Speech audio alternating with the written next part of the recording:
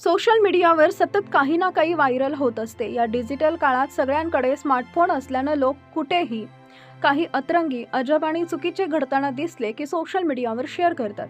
आणि या व्हिडिओवरून एक गोष्ट नक्की सिद्ध झाली की मनाची इच्छा असली ना, माणूस कुठेही काहीही करू शकतो। व्हिडिओ पुढे बघण्यापूर्वी चॅनल सबस्क्राइब करा। सध्या एका नेटकऱ्यानं अत्यंत हृदयस्पर्शी व्हिडिओ शेअर केलाय।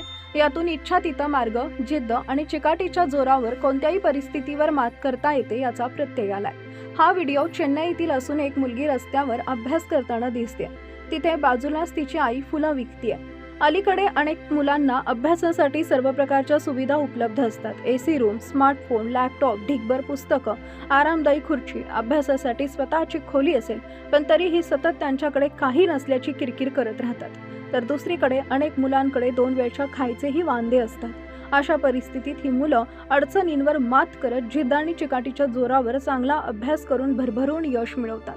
व्हायरल होत असलेला व्हिडिओही तसाच आहे। आर्थिक तंगी आणि संसाधनांची कमतरता असल्याने या चिमुकलीनं आपल्या शिक्षणाची जिद्द सोडलेली नाहीये। व्हायरल होत असलेला हा व्हिडिओ तुम्ही पाहू शकता की एक मुलगी रस्त्याच्या कडेला बसून मन लावून अभ्यास करते।